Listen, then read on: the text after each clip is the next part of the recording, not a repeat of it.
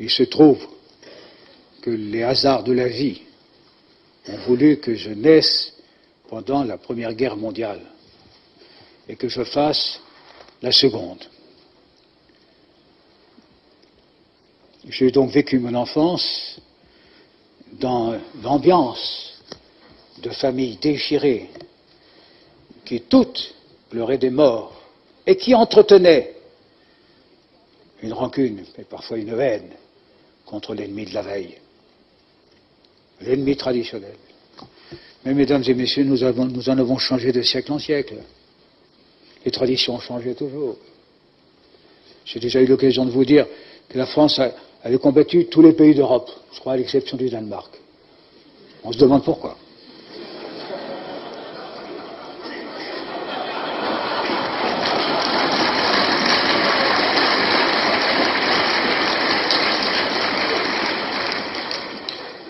Mais ma génération achève son cours. Ce sont ses derniers actes. C'est l'un de mes derniers actes publics. Il faut donc absolument transmettre. Vous avez vous-même, vous êtes nombreux à garder l'enseignement de vos pères, à avoir éprouvé les blessures de vos pays, à avoir connu le chagrin, la douleur de séparation, la présence de la mort, tout simplement par l'inimitié des hommes d'Europe entre eux.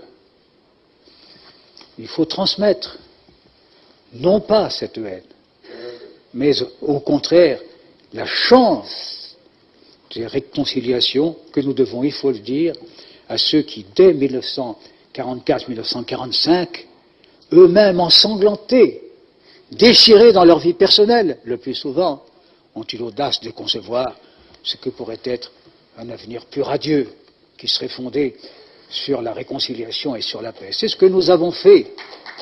Alors,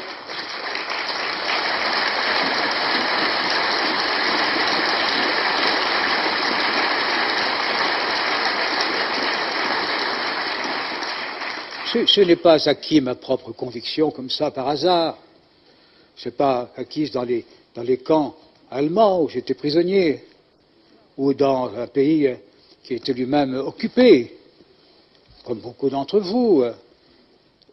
Mais je me souviens que dans une famille où l'on pratiquait des vertus, d'humanité et de bienveillance, tout de même, lorsqu'on parlait des Allemands, on en parlait avec animosité. Et je me suis rendu compte, lorsque j'étais prisonnier de guerre, évadé, c'est-à-dire en état d'évader, en cours d'évasion, j'ai rencontré des Allemands. Et puis j'ai vécu quelque temps en Bade-Württemberg, dans une prison. Et les gens qui étaient là, les Allemands avec lesquels je parlais, je me suis aperçu qu'ils aimaient mieux la France que nous n'aimions l'Allemagne.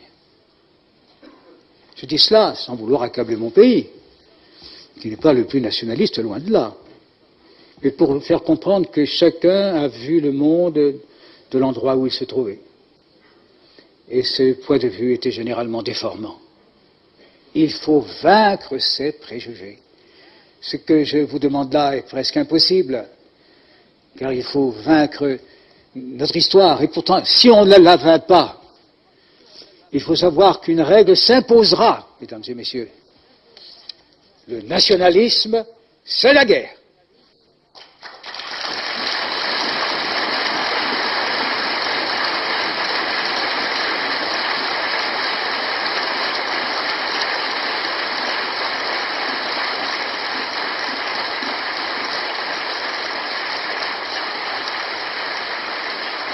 La guerre, ce n'est pas seulement le passé, cela peut être notre avenir.